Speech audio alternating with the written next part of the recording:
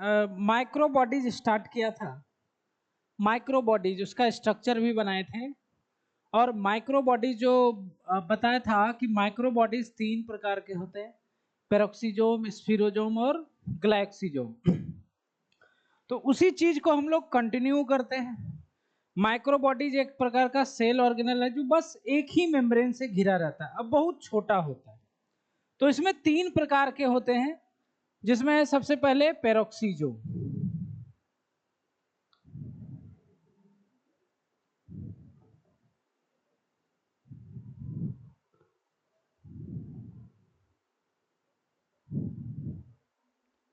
Peroxisome, peroxisome, ठीक है।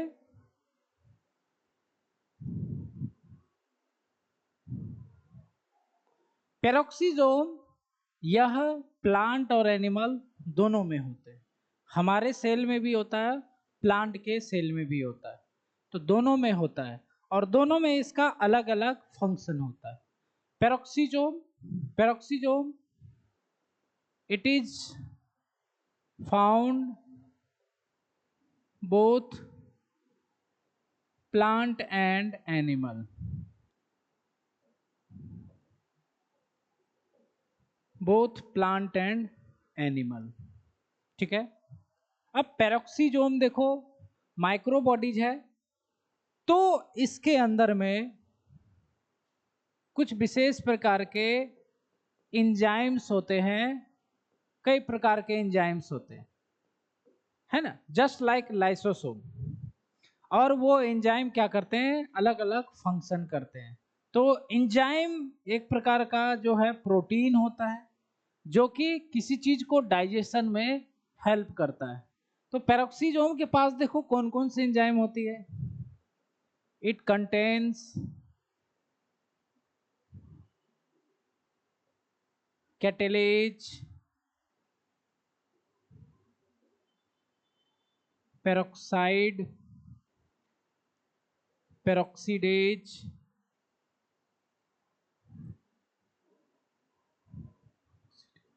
Oxidase, है ना। ये तीनों क्या होते हैं, ये तीनों एंजाइम्स होते हैं, है ना। इट कंटेन्स कैटेलेज, पेरोक्सीडेज और ऑक्सीडेज एंजाइम, ठीक है। अब इसका देखो फंक्शन।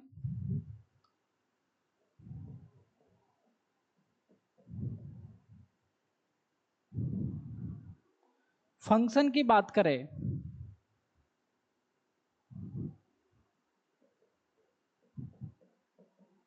फंक्शन, तो एनिमल और प्लांट में इसके फंक्शन अलग अलग है। जैसे एनिमल में, हमारे शरीर में देखो प्रोटीन के पचने के बाद, है ना, एक केमिकल बनता है जिसको कहा जाता है पेरोक्साइड। आप लोग इसको केमिस्ट्री में पढ़ोगे, इसको कहा जाता है पेरोक्साइड। जिसमें ऑक्सीजन का जो चार्ज होता है -1 होता है। पढ़ोगे आप लोग oxide, peroxide, super oxide. Oxide मतलब होता है जिसमें जो ऑक्सीजन पे -2 चार्ज, पेरोक्साइड में -1, सुपर ऑक्साइड में -2 होता है, -12। तो यहाँ पर पेरोक्साइड होता है H2O2, इसको कहा जाता है हाइड्रोजन पेरोक्साइड। तो यह हमारे शरीर में मेटाबॉलिज्म के दौरान या भोजन के पचने के दौरान में ये इसका निर्माण होता है। ये बहुत ही डेंजरस होता है हमारे शरीर के लिए। तो इसको क्या करता है पेरोक्सीजोम, पेरोक्सीजोम इसे क्या करता है, ब्रेक करके इसको नॉन पॉइजनस बना देता है। क्योंकि ये पॉइजनस होता है, मतलब जहरीला होता है। H2O2 हमारे शरीर का एक जहरीला पदार्थ होता है जो बनता है शरीर में। इसको तोड़ करके अलग करना बहुत ज्यादा जरूरी होता है। तो पेरोक्सीजोम क्या करती हैं, वह कैटिलेज, पेरोक्सीडेज, ऑक्सीडेज, इन सभी एंजाइम्स की सहायता से इसे ब्रेक कर देती है। तो यहां पर लिखेंगे, और वो भी एनिमल में। इन एनिमल पेरोक्सीजोम, है ना, involve in peroxide metabolism.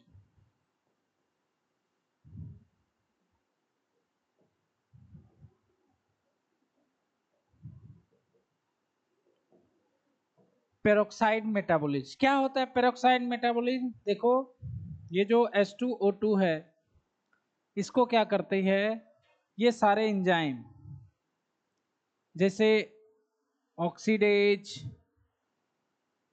Catalase, है ना, ये दोनों एंजाइम क्या करते हैं, H2O2 को तोड़ करके H2O प्लस नेसेंट ऑक्सीजन में बदल देते हैं। तो ये होता है, ये पेरोक्साइड है, इसी को कहते हैं पेरोक्साइड। पेरोक्साइड होता है, ये खराब होता है, हानिकारक होता है, ये हानिकारक होता है।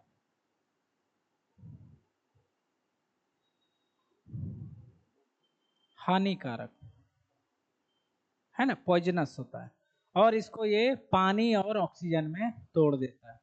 तो एनिमल में जो है हमारी कोशिकाओं में पेरोक्सीजोम है ना, इसको इसमें हेल्प करती है पेरोक्साइड मेटाबॉलिज्म में, जिसमें पेरोक्साइड को तोड़ करके वाटर में कन्वर्ट कर दिया जाता है।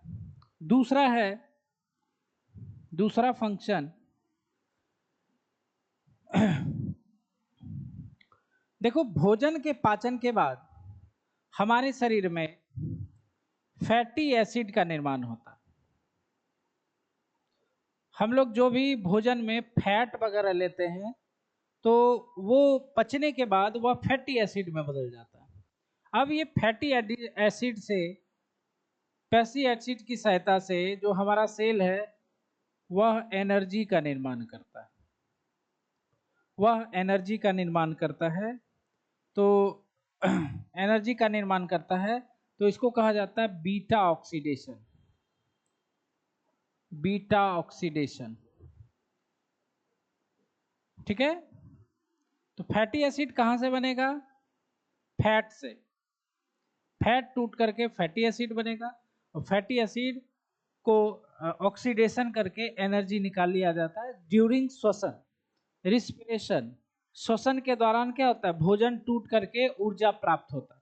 तो ये भोजन का ही पार्ट होता है फैट, तो इसको तोड़ करके एनर्जी उत्पन्न होता है। ठीक है, हवा अच्छा रहा है इधर से। ठीक है, तो यहाँ पर जो है इसको कहा जाता है beta oxidation of fatty acid. तो यहाँ पर क्या लिखेंगे भाई? तो यहाँ पर लिखेंगे पेरोक्सीजोम help in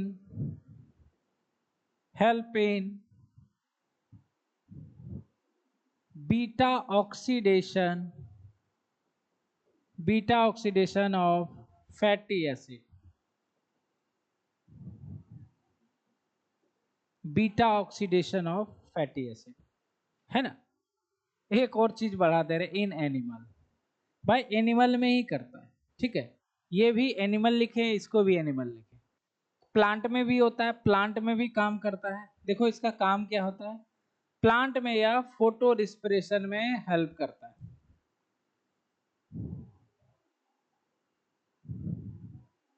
तो प्लांट में फोटो रिस्पिरेशन में हेल्प करता है।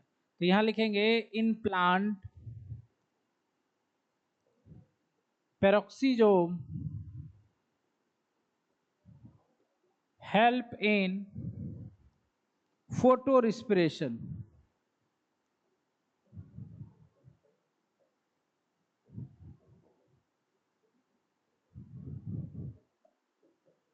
फोटो रिस्पिरेशन के बारे में एक चीज याद रखो, यह प्रकाश फोटोसिंथेसिस के समय में होता है। जब फोटोसिंथेसिस की क्रिया होती है पौधों में, तो ये क्रिया होती है फोटो रिस्पिरेशन। अभी जरूरत नहीं है इसको समझने की, बस अभी इसको रट लो, अभी समझ में भी नहीं आएगा। ये एक प्रोसेस होता है जो हम फोटोसिंथेसिस में है ना पढ़ेंगे।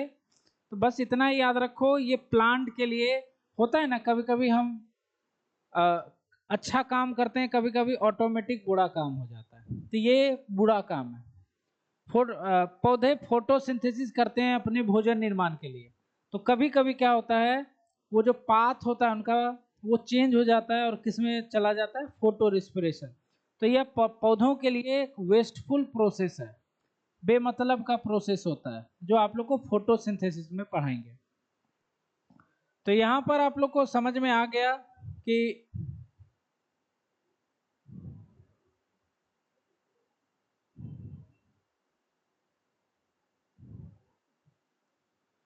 यहाँ पर आप लोग को समझ में आ गया कि फोटो पेरोक्सीजोम जो है इसके 3 फंक्शन है, peroxide metabolism, beta oxidation of fatty acid, और तीसरा जो है फोटो रिस्पिरेशन। तो तीनों को आप लोग ध्यान में इसको रखोगे, ठीक है। ये पेरोक्सीजोम हो गया।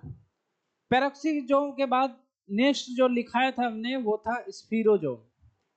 तो इसी में इसको निपटाते हैं।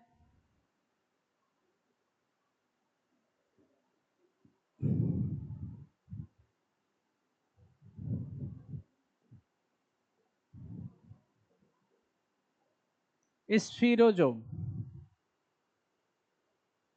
एस्पिहिरोसम, देखो इसको अलग क्या कर दिया इसने, एस्पिहिरोसम स्फीरोजोम को। ये आदमी कभी पढ़ ही नहीं पाएगा क्या लिखा हुआ है।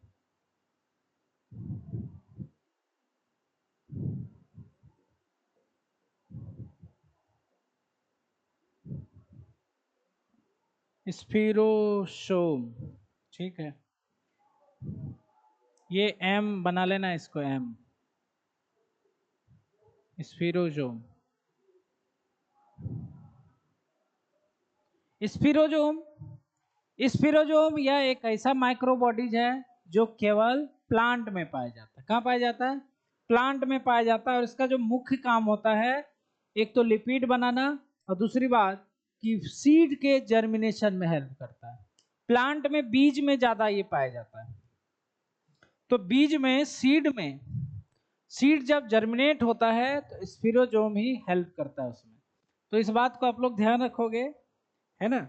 ये जो मौसम है ना, ये तबीयत खराब वाला मौसम है।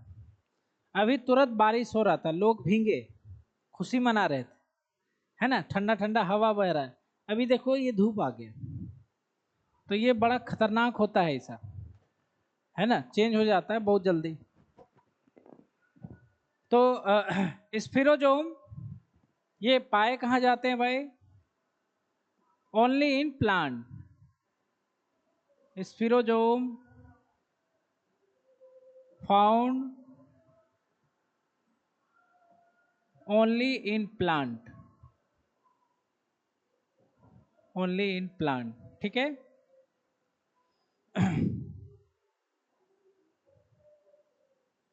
फंक्शन इसका,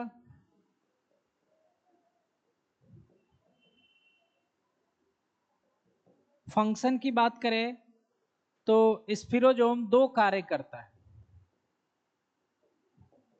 it help in lipid synthesis. Lipid हम लोग किसको कहते हैं? लिपिड हम कहते हैं फैट को। किसको कहते हैं? फैट। फैट या बसा को हम लोग लिपिड कहते हैं। क्या बोलते हैं? लिपिड कहते हैं। उसके बाद दूसरा जो फंक्शन है, देखो स्फीरोजोम भी होता है, इसके अंदर भी आपको बहुत सारे इंजाइम्स मिल जाते हैं, जस्ट लाइक लाइसोसोम, ठीक है। तो इसमें भी लाइसोसोम में आप लोग को याद होगा, बताए थे हाइड्रोलाइटिक एंजाइम होता है, और ये लगभग सेल के सभी चीजों को विध्वंस कर सकता है, है ना, नष्ट कर सकता है। तो हाइड्रोलाइटिक एंजाइम स्फीरोजोम में भी होता है। तो यह जो है इसकी सहायता से सीड जर्मिनेशन में सहायता करता है, बीज के अंकुरण में स्फीरोजोम हेल्प करता है। तो यहां पर लिखेंगे spherosome has hydrolytic enzyme which help in hydrolytic enzyme which help in seed germination.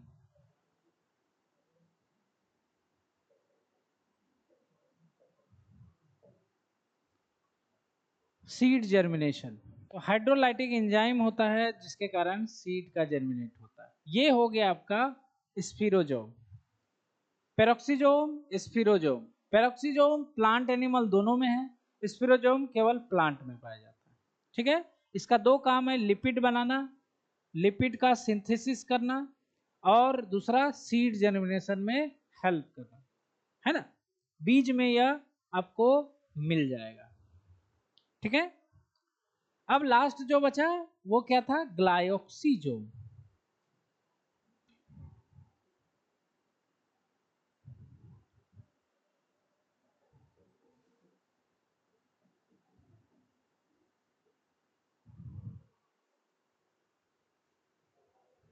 ठीक है,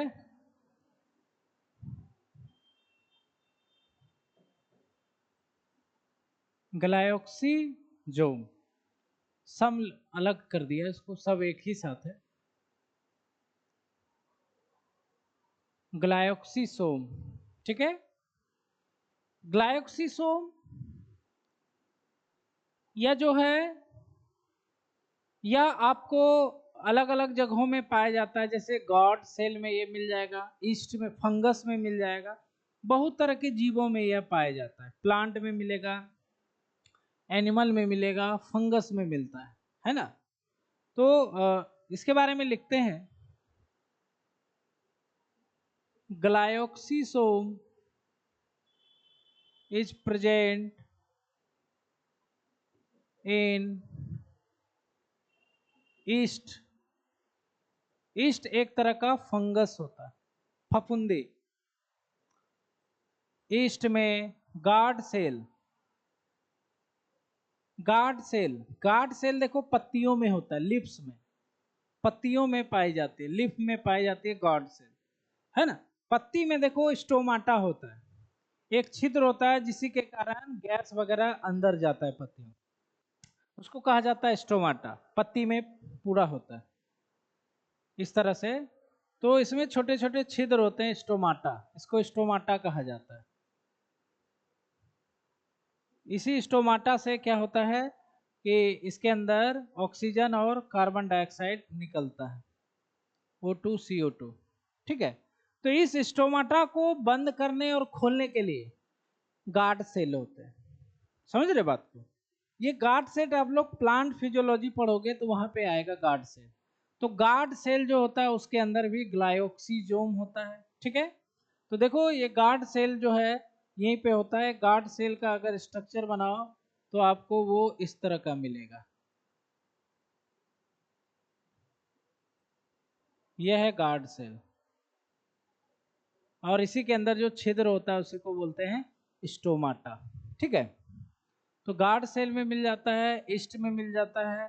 उसके अलावा ऑयली सीड्स, ऑयली मतलब क्या होता है, तैलीय, जो तेल तेल जिससे निकलते हैं जैसे सरसों वगैरह, तो उसमें आपको ग्लायोक्सीजोम मिल जाएगा। इन सब जगहों में ये मिल जाता है। ग्लायोक्सीजोम का फंक्शन, एक ही फंक्शन है इसका।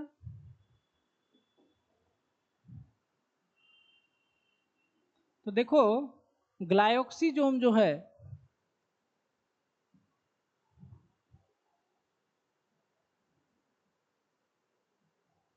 ग्लायोक्सीजोम जो है इसको स्पेशल पेरोक्सीजोम भी कहा जाता है। क्या कहा जाता है, स्पेशल पेरोक्सीजोम, है ना।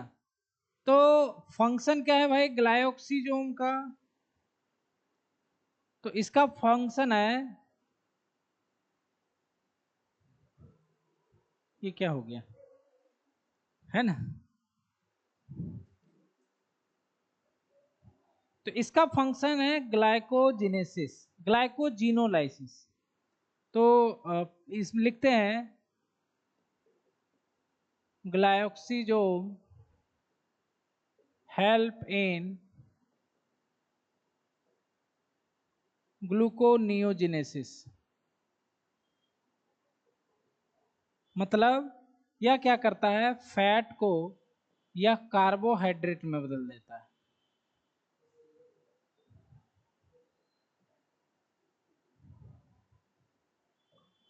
ठीक है, इसी घटना को कहा जाता है ग्लूकोनियोजेनेसिस। फैट का कार्बोहाइड्रेट में बदलने की जो क्रिया होती है इसको बोलते हैं। तो इसका काम है जो फैट होता है ना, उसको कार्बोहाइड्रेट में बदलना। तो आप देख रहे हो कि यह जो ग्लाइकोसोम है यह तेलीय बीजों में पाया जाता है। तो उसमें तो तेल भरा रहता है, उसी को पेड़ा कर तेल, तो उसमें तेल है तो फैट होगा ही। ठीक है, तो ये फैट को क्या करता है, कार्बोहाइड्रेट में बदल देता है, ग्लाइकोसोम। ठीक है, तो ये हो गया ग्लाइकोसोम का फंक्शन। तो इसको जरा लिख लेना आपको।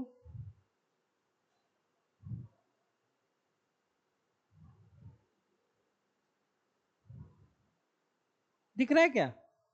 यहां जाइए, यहां बैठ जाइए, दिखेगा? यहां से दिख रहा है? नहीं दिख रहा है? ओके ओके, बड़ा कर देते हैं। ठीक है, अब दिख रहा है क्या?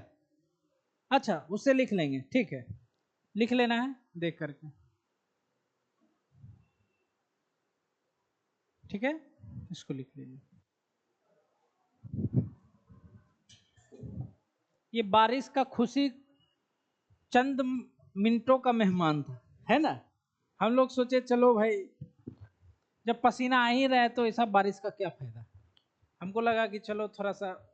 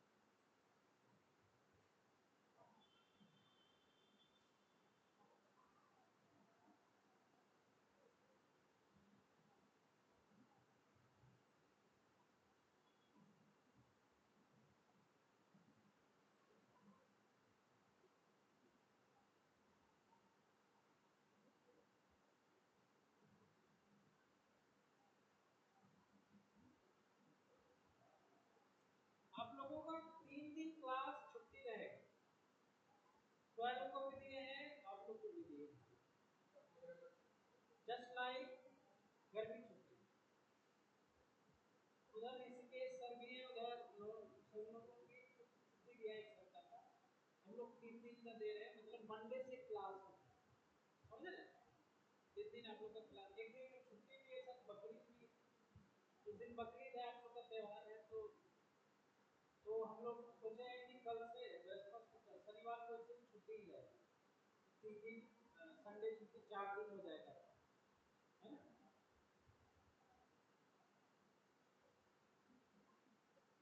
पिछले साल 10 दिन का छुट्टी मिला था, इस बार तो थोड़ा बारिश वारिश हो जा रहा है। पिछले साल सरकारी छुट्टी थी, कोचिंग वाले को भी छुट्टी देना पड़ा पिछले साल, गर्मी इतना था। हम लोग दिए थे 10 दिन।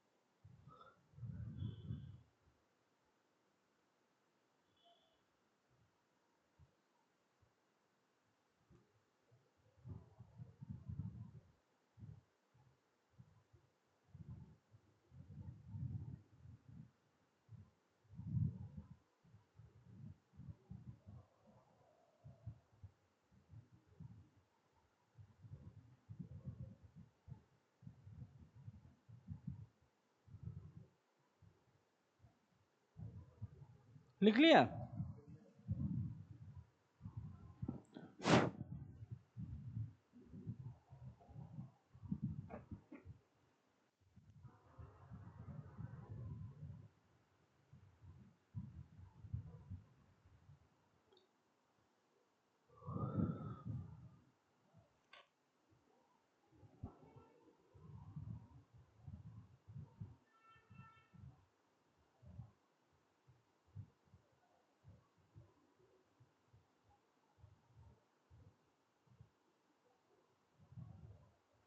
डीपीपी कहां तक मिला है आप लोगों को, याद है कुछ?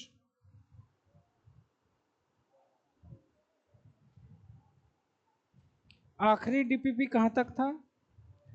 अच्छा, इंडोप्लाज्मिक सारा बन गया था, विश्वास कर लें, ठीक।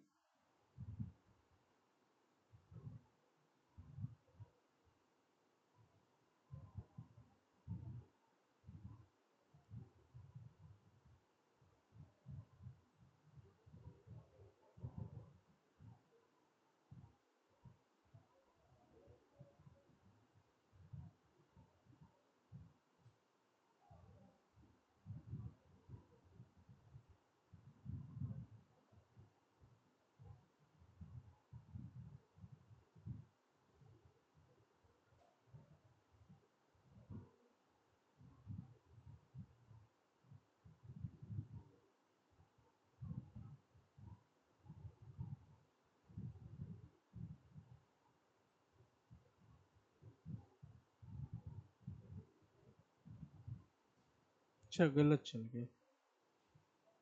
डीपीपी 4 मिला था आपको, 5 चाहिए ना।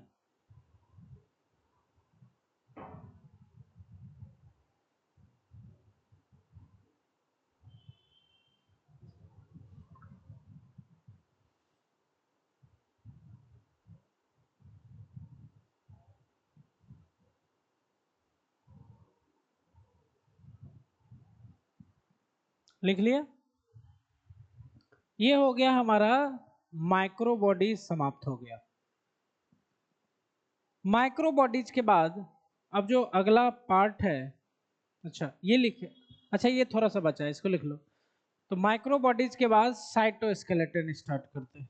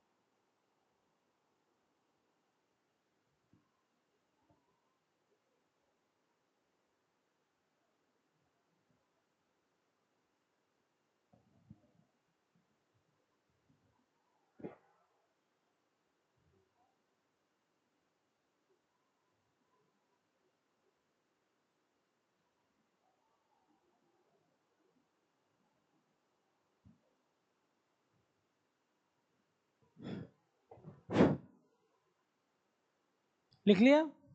अब देखो चलते हैं अब साइटोस्केलेटन।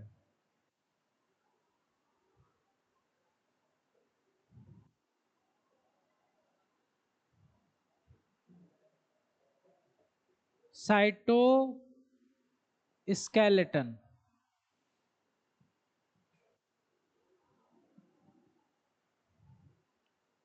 साइटोस्केलेटन सब एक ही साथ है, ठीक है। साइटोस्केलेटन, साइटोस्केलेटन मतलब क्या होता है? साइटो मीन्स होता है सेल, और स्केलेटन मतलब होता है ढांचा। तो वैसे पार्ट जो सेल का ढांचा बना है, सेल का ढांचा, जैसे ढांचा कैसे बनाया जाता है किसी चीज का? लोहे से बनाया जाता है। किसे बनाया जाता है? लोहा से। हर जगह हर चीज का ढांचा लोहा से आएगा। उसके ऊपर जैसे देखो बिल्डिंग भी लोहे का ढांचा से ही खड़ा है, उसके ऊपर हम लोग सीमेंट बालू और जो है ईंट से इसको बनाए हुए। अगर नहीं रहेगा ना, पिलर नहीं रहेगा, तो घर मजबूत नहीं बनता, हम लोग जानते हैं। तो उसी तरह सेल के अंदर कौन सा पार्ट है जो कि सेल का ढांचा बनाता है? सेल का ढांचा साइटोस्केलेटन। तो देखो सेल के अंदर में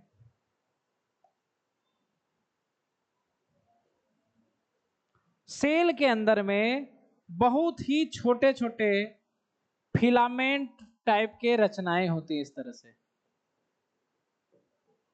है ना। और इन्हें ही हम लोग जो है साइटोस्केलेटन कहते हैं।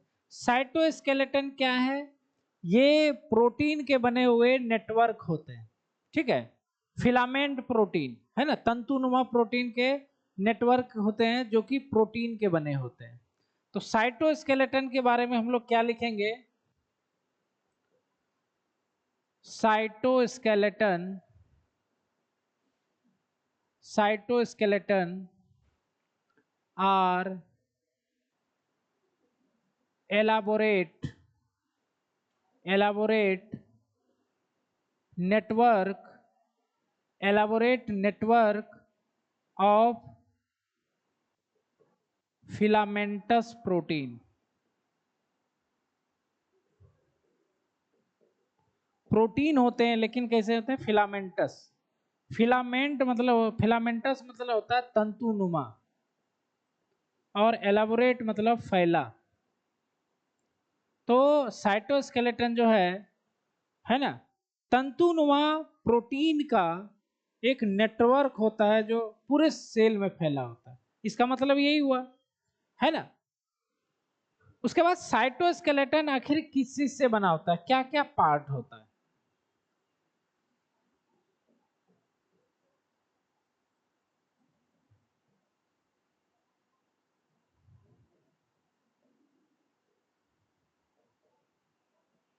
Parts of cytoskeleton.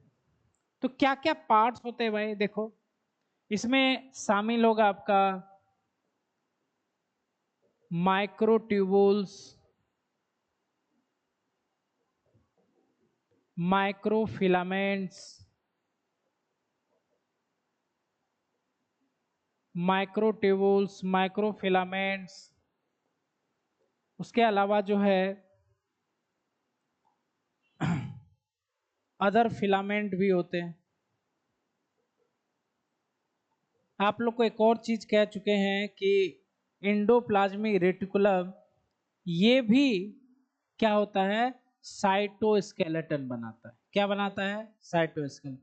जैसे इस बिल्डिंग का जो है साइटोस्केलेटन रड है, लेकिन रड एक्चुअली में क्या है? वो तो लोहा है। क्या है? लोहा है, लेकिन उसको हम लोग साइटोस्केलेटन कह सकते हैं। उसी तरह से एंडोप्लाज्मिक रेटिकुलम क्या है? साइटोस्केलेटन के जैसे बिहेव करता है। आप लोग याद होगा ये एंडोप्लाज्मिक रेटिकुलम पूरा फैला हुआ नेटवर्क होता है। तो वह शरीर को ढांचा प्रदान कर देता है उस फिलामेंट, माइक्रोफिलामेंट, माइक्रोट्यूब। भले ये सब अलग अलग चीजें हैं चारों, लेकिन ये स्केलेटन बनाते हैं। ये स्केलेटन बनाते हैं। वो भले लोहा है, एलिमेंट है, लेकिन उसको कहेंगे स्केलेटन। हमारे शरीर का स्केलेटन कौन बनाता है? हड्डी। कौन बनाता है? हड्डी। तो हड्डी क्या है? स्केलेटन है। स्केलेटन बनाता है, स्केलेटन नहीं है ना, बनाता है स्केलेटन जैसा।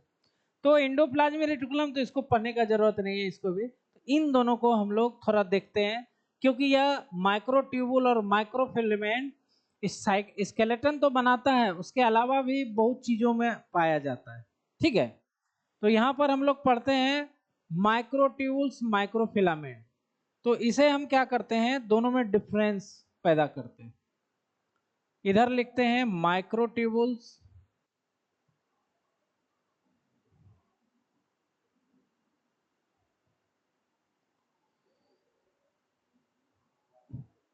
कहाँ चला गया जी? अच्छा, ये बात है।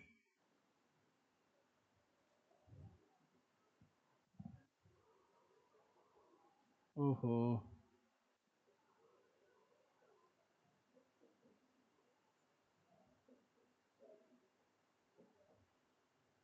माइक्रोट्यूबुल्स और दूसरा जो है माइक्रोफिलामेंट।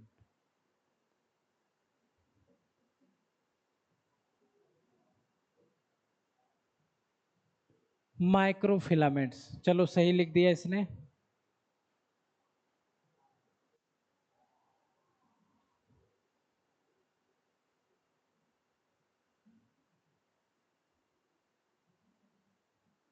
माइक्रोफिलामेंट।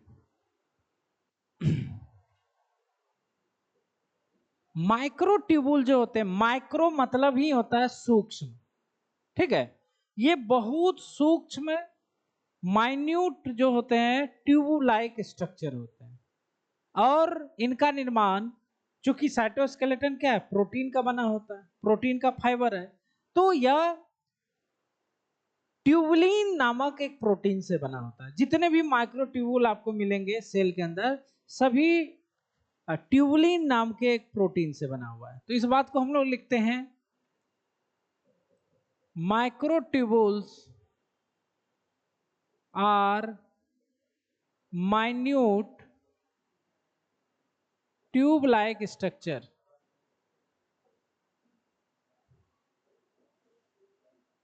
अगर इसको बनाया जाए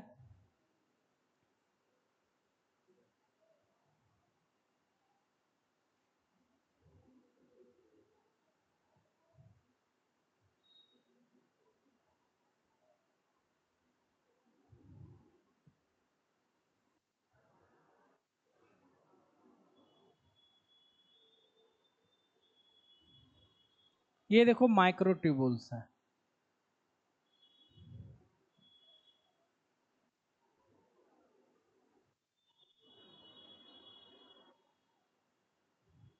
ये माइक्रोट्यूबुल्स है, छोटे छोटे ट्यूबुल्स होते हैं। ठीक है, इनका निर्माण किससे होता है? Microtubules composed of tubulin protein.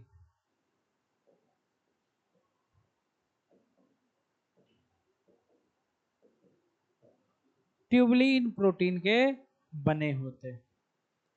अब ये चलते हैं माइक्रोफिलामेंट।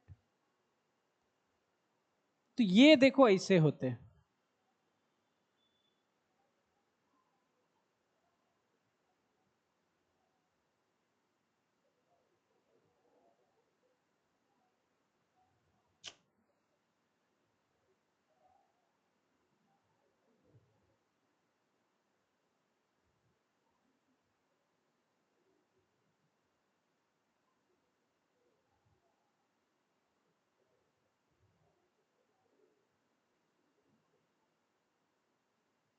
इस तरह से,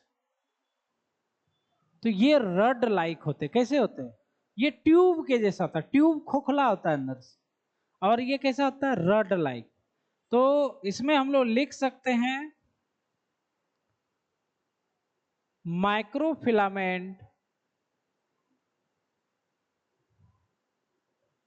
microfilaments are minute rod like structure,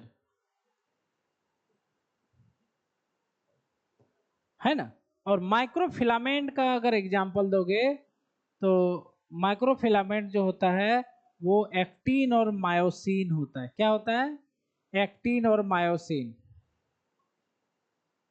actin and myosin are microfilament, है ना। एक्टिन और मायोसिन आप लोग को पढ़ाएंगे, यह मसल्स में होता है। कहाँ होता है? हमारे मांसपेशियों में। जितने भी मांसपेशियां हैं, मसल है हमारे शरीर में, सभी के सभी के अंदर में एक्टिन और मायोसिन आपको मिल जाएगा, केवल हार्ट सेल को छोड़ करके। नहीं, हार्ट नहीं, स्मूथ सेल को। 3 तरह के मांसपेशियां हमारे शरीर में होती है। स्केलेटल मसल जो हड्डी से जुड़ा होता है, एक शरीर के अंदर होता है स्मूथ मसल, और एक होता है हार्ट मसल। तो हार्ट मसल और स्केलेटल मसल जो भी हड्डी से जुड़ा हुआ है, सभी के सभी में ये मिल जाएगा। स्मूथ मसल में नहीं मिलता है। जैसे यूटेरस वगैरह में, आंतों में, हमारे पेट में जो मसल्स होते हैं, उनमें आपको एक्टिन मायोसिन नहीं मिलता है। ठीक है। तो फिलामेंट, ठीक है। उसके बाद माइक्रोट्यूबुल जो है, ये माइक्रोट्यूबुल जो है ये आपको सेल में अलग अलग जगहों में मिलेगा। जैसे आप लोग को पढ़ाएंगे सीलिया, फ्लैजिला, सेंट्रियोल, सब इसी चैप्टर में। तो ये तीनों जो हैं, इनका निर्माण कौन करता है? माइक्रोट्यूबुल। तो माइक्रोट्यूबुल हमेशा आपको आएगा, आगे जो भी पढ़ेंगे उसमें भी आते रहेगा। तो लिख देते हैं ये आपको, तो मतलब ये पता नहीं आपको। तो microtubule, microtubules found in cilia, flagella. अभी आप जानते नहीं इसके बारे में, खाली अभी ध्यान में रखना। एंड सेंट्रियोल, ये सब पढ़ेंगे जस्ट इसके बाद ही सेंट्रियोल। तो इन तीनों में माइक्रोट्यूबुल्स पाया जाता है। लेकिन माइक्रोफिलामेंट जो है ये मसल्स में पाए जाते हैं। कहाँ पाए जाते हैं? मसल सेल में। किसमें? ये स्पेशल मसल सेल में होता है। और ये जो है ये सभी सेल में आपको मिल जाएगा माइक्रोट्यूबुल।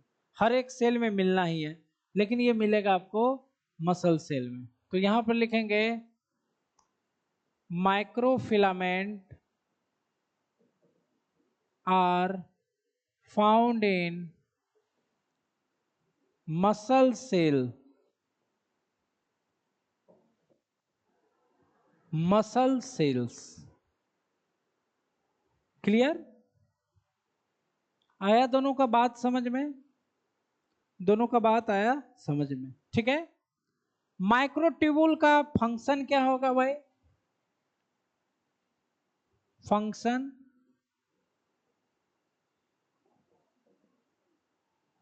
तो इसका फंक्शन 2 होगा। एक तो साइटोस्केलेटन बनाना, है ना, फंक्शन इसका cytoskeleton formation and spindle, spindle fibre formation, spindle fibre formation.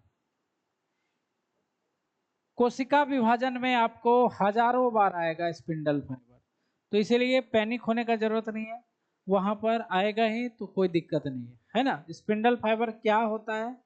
ये सेल डिवीजन जब हम लोग पढ़ेंगे ना तो हजारों बार आएगा, पूरा सेल डिवीजन में स्पिंडल फाइबर ही होता है। ठीक है, वहां हम लोग पढ़ लेंगे। उसके बाद इसकी अगर देखें फंक्शन, तो साइटोस्केलेटन तो बना ही रहा है, उसके अलावा मांसपेशियां का जो सिकुड़न, कंट्रैक्शन और रिलैक्सेशन होता है। जैसे इसको पकड़े हुए हैं पेन को, तो सारे मांसपेशियां यहाँ पर सिकुड़ चुके हैं, फिर जैसे पेन छोड़ेंगे सब रिलैक्स हो जाएंगे, होते हैं ना। तो यह मांसपेशियों के सिकुड़न, कॉन्ट्रैक्शन और रिलैक्सेशन में हेल्प करता है। तो मसल कॉन्ट्रैक्शन उसको बोलते हैं। तो पहला फंक्शन तो हो जाएगा साइटोस्केलेटन फॉर्मेशन,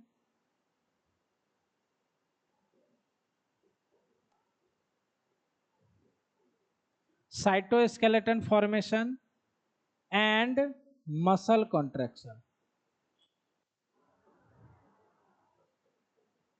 मसल कॉन्ट्रैक्शन। तो यह दो फंक्शन है। मेन काम क्या है? साइटोस्केलेटन बनाना। तो ये आपको जो है माइक्रोट्यूबुल और माइक्रोफिलामेंट जो है इसके बारे में हमने अलग अलग पढ़ाया। जो भी क्वेश्चन आएगा इससे बाहर नहीं आता है ना, जो हम जो भी पढ़ाते हैं उससे बाहर नहीं आता है, पूछिए नहीं पाएगा इतना पढ़ाते। कोई भी चैप्टर हो, कोई भी टॉपिक हो, एक क्वेश्चन बाहर नहीं जा सकता है। ठीक है। तो माइक्रोट्यूबुल माइक्रोफिलामेंट जो है ये दोनों साइटोस्केलेटन के पार्ट। बाकी अदर फिलामेंट ऐसे ही होता है। ईआर आप लोग पढ़े ही हो। ईआर तो सेल ऑर्गेनल है, वो अलग बात है, वो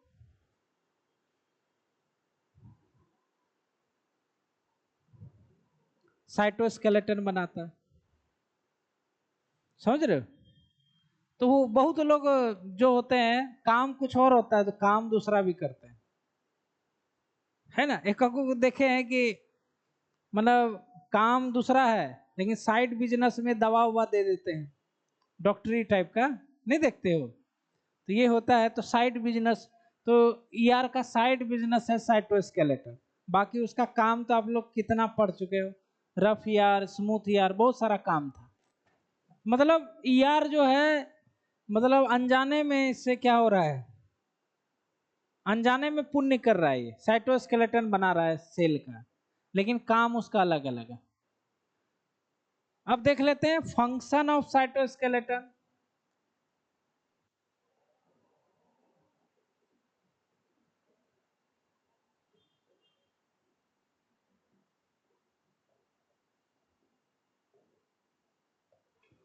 फंक्शन ऑफ साइटोस्केलेटन।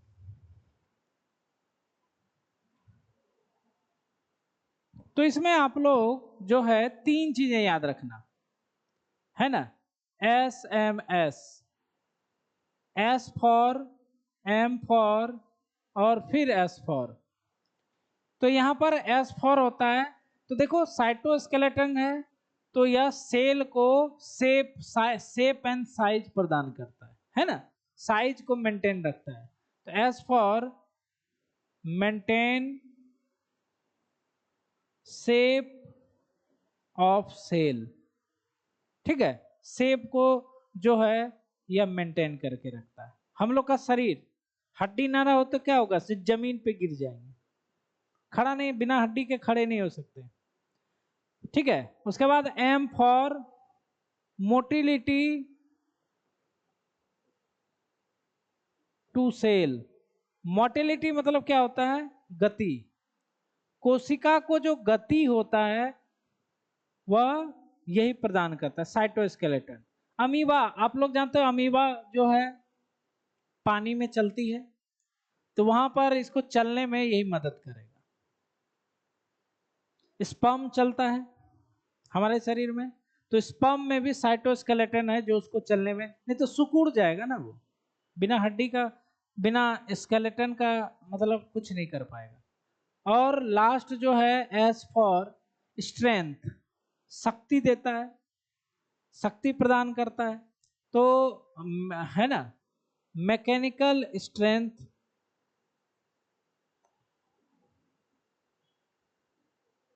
प्रोवाइड करता है ना, यांत्रिक शक्ति जो है सेल को यह प्रोवाइड करता है। तो ये तीनों चीजें जो है आप लोग ध्यान में रखोगे। तो इसको जरा आराम से लिख लेना है।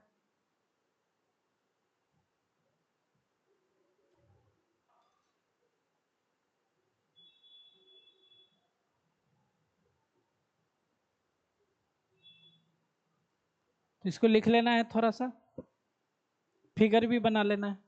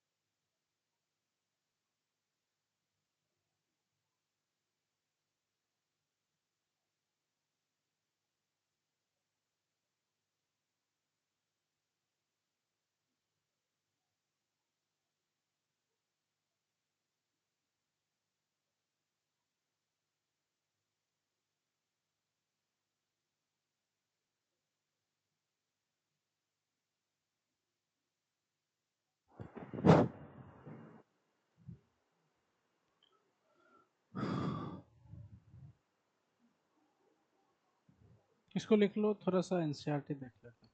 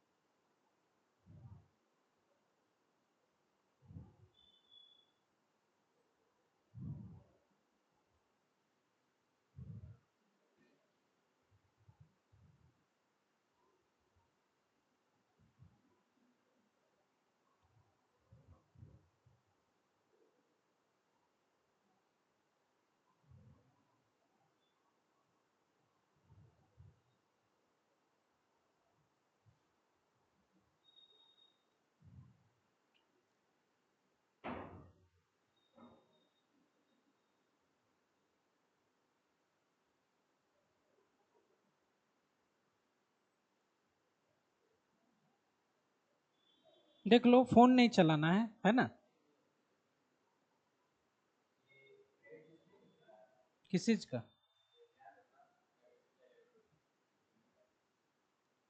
ये हो गया सबका?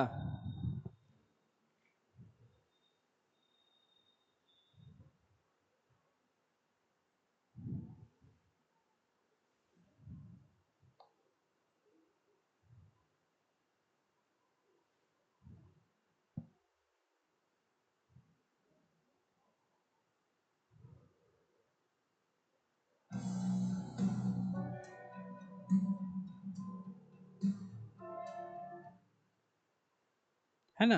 एनसीईआरटी को भी नहीं छोड़ता ये सब, वहां पर भी है ना ऐड डाल देता है।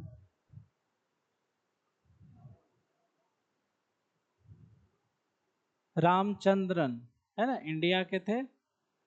और ये जो है इन्होंने सेल में जो है alpha helix beta helix structure इन्होंने दिया था, है ना। कोलेजन का प्रोटीन पर इन्होंने अध्ययन किया था, कैम्ब्रिज यूनिवर्सिटी।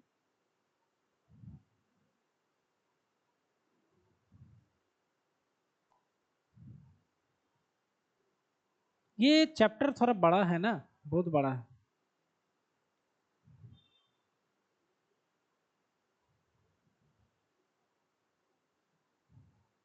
लाइसोसोम देख लिए थे, वैक्यूल देख लिए, माइटोकॉन्ड्रिया, माइक्रोबॉडीज पता नहीं हटा दिया क्या है, लग तो रहा है। चलो ये तो सीलिया फ्लैजिला है। साइटोस्केलेटन इतना ही छोटा है ना। क्या लिखा है? An elaborate network of filamentous proteinaceous structure consisting of microtubules, microfilament and intermediate filament, जो हम लोग लिखे हैं other filament, present in the cytoplasm is collectively refer to as cytoskeleton. ER को नहीं लिखा है क्योंकि देखो ईआर एक्चुअली में जो है साइटोस्केलेटन वो बना रहा है लेकिन वो है नहीं, मतलब उसको ऐसा नहीं कि उसी के लिए वो बना हुआ है। यहाँ पर लोहा हम लोग यूज कर रहे हैं, तो लोहा का तो और भी यूज है ना, ये मेन यूज थोड़े ना है, तो इसीलिए ईआर नहीं लिखा हुआ है। The cytoskeleton in cell are involve in many function such as mechanical support, support करता है, स्ट्रेंथ देता है, मोटिलिटी और maintain of shape of cell. 4 line का था साइटोस्केलेटन, खत्म हो गया। माइक्रोबॉडी शायद इसमें नहीं है ना। ये देखो आगे पढ़ेंगे सेलिया फ्लैजिला, सेंट्रोसोम, है ना, उसके बाद फिर न्यूक्लियस। तो माइक्रोबॉडीज जो है आपके एनसीईआरटी में, हाँ यहाँ दिया हुआ है, हमको भी लगा है।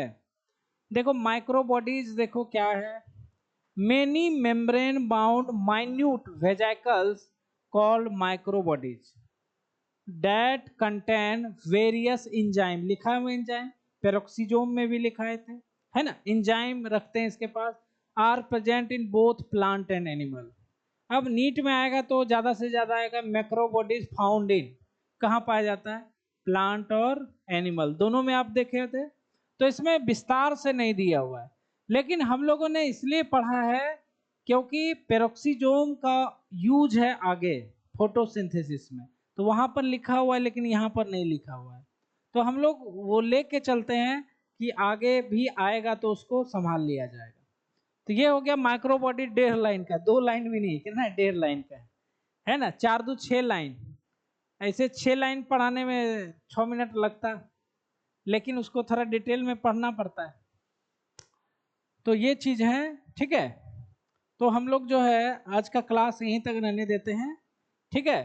3-4 दिन का छुट्टी आपको मिला है, तो है ना, असाइनमेंट मंडे से आना है, ठीक है। मंडे से आना है, फिर सबको दे दिए, 12 वाले को भी छुट्टी दे दी है, और कई जगहों में छुट्टी मिला हुआ है, कई जगहों में तो 1 सप्ताह का है। बहुत जगहों में देखोगे पटना में गर्मी के लिए स्कूल वगैरह शायद अभी बंद है, तो छुट्टी मिला हुआ है। तो हम लोगों ने सोचा 3 दिन कम से कम दे दिया जाए। एक दिन तो सोचो बकरीद है तो उस दिन छुट्टी रहता है, उस दिन रहता है ऐसे, तो 2 दिन मान के चलते, संडे तो ऐसे भी छुट्टी रहता है। बात को समझ रहे हैं? तो आज यहीं तक रहने देते हैं, फिर आना है मंडे से इसी टाइम में, ठीक है।